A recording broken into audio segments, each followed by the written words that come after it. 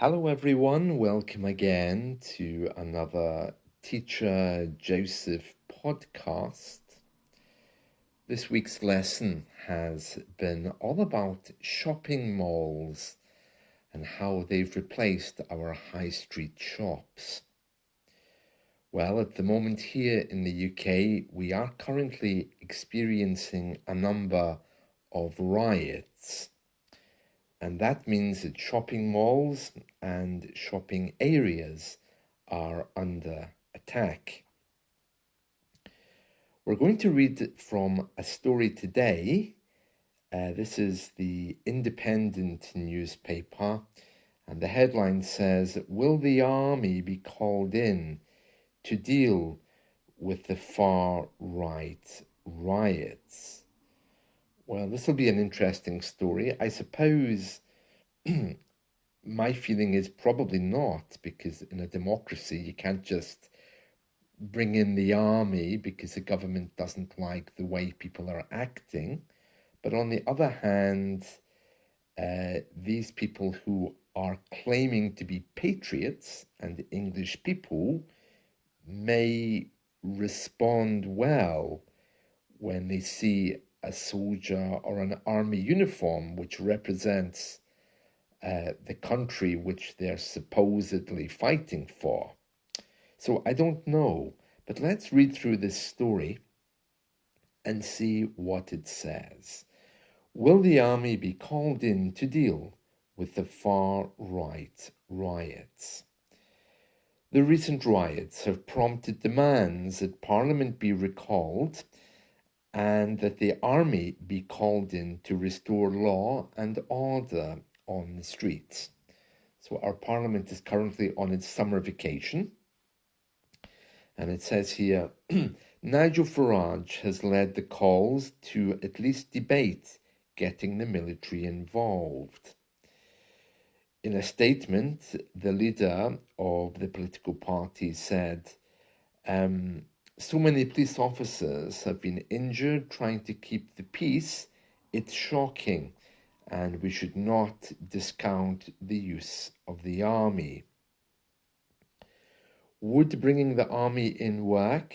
Well, it seems likely that the average far-right extremist wearing a balaclava, that's the cover over the head, and an England flag would think twice about hurling, that's throwing, a rock or a firework at a fully armed soldier. And it goes on to say that being confronted with the armed forces, the patriots might become confused, so they wouldn't know who they were fighting because they claimed to be British, but yet fighting the British Army would seem a little bit strange. And then it goes on to talk more about Nigel Farage, but let's just skip past that to where it says what would be the downsides of bringing in the army. Most importantly, this is not what the British Army is for, and it's not something that soldiers would want to do. They are always at the disposal of a democratically elected government, that's true. And then it goes on to say, really just in a democratic country, you can't just put the army in because things are happening that you don't like.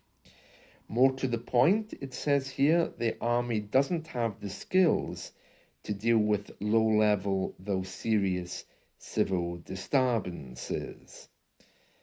And the use of weaponry such as guns would be a very serious matter, especially against unarmed British people.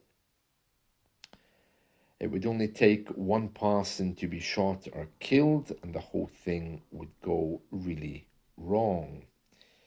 The last part says here, why is Farage so keen on the idea? And the newspaper says, well, we don't know. Perhaps he's overexcited, attracted to danger, or sees an opportunity to exploit instability for his own influence. And then it says, will it happen? And the answer is no.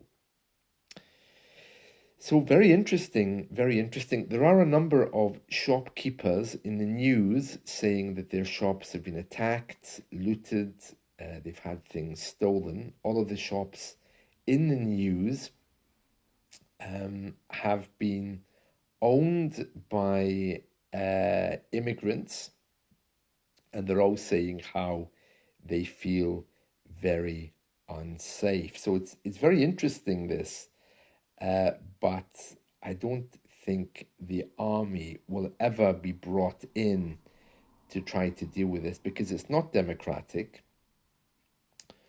And what else does it say here? It says,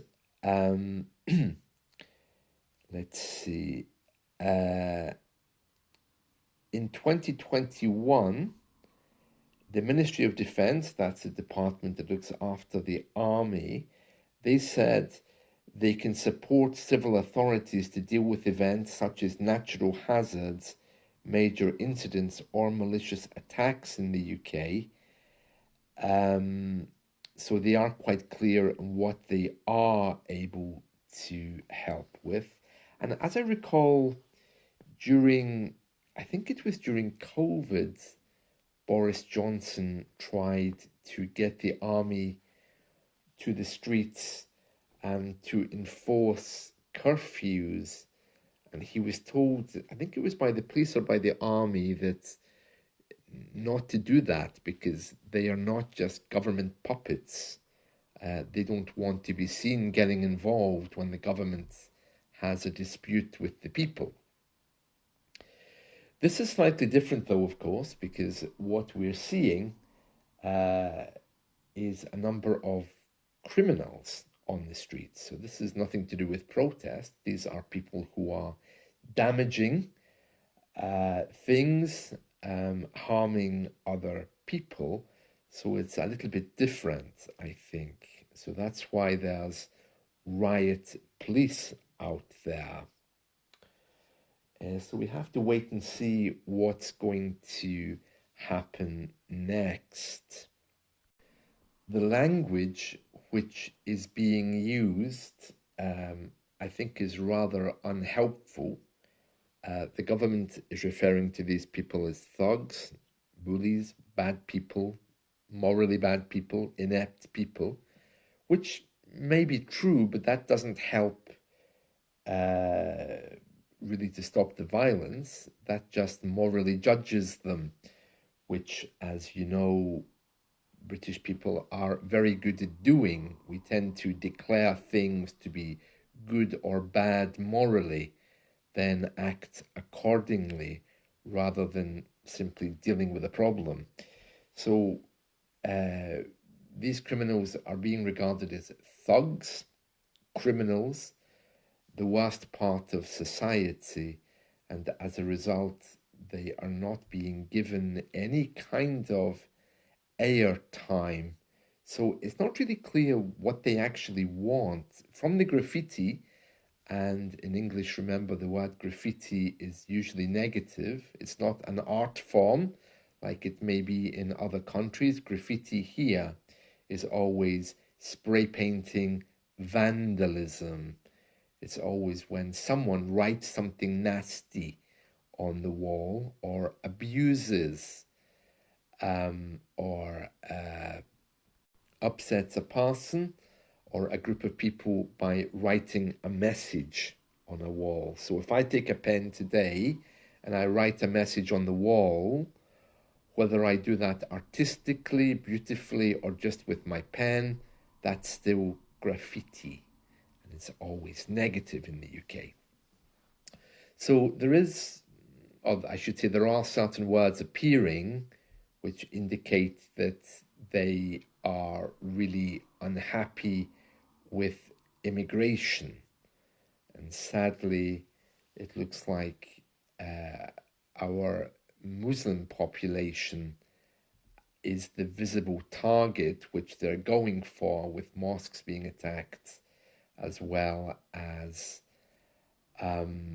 different refugee centers. It looks like very, very basic racism, to be honest with you. I don't understand where it's coming from. There are a number of people starting to appear in the court now after having been arrested. So far, I think 420 people now have been arrested, and the ones who've appeared in court have all been there in tears, very sad about what they've done. One politician on the news last night indicated that many of them were drunk or were taking illegal drugs. I don't know if that's actually true or if people just assume that because they can't believe what's happening. I think a lot of people here are just bored. A lot of young people who work around the north of England. It's a very poverty-stricken area. There's no money, there's no hope, and they've nothing else to do except to be led astray by rather poor political ideas. This morning in the news, there's another suggestion that perhaps this is interference from another country who perhaps is interfering with our media sources, but I think we're very capable of getting ourselves into trouble without blaming other countries. I mean, we've all seen the behavior of young English boys when they go abroad, getting very drunk, running through the streets. It's not so different from that, I think. So I would imagine this will die down fairly quickly, or at least I hope so. I don't really think it's about immigration. I think it's just very basic racism from young people with very poor ideas. But, well, we'll see what pans out, what comes up in the coming days. That's it from me for today. I hope you've enjoyed this. Let's talk again soon. See you. Bye.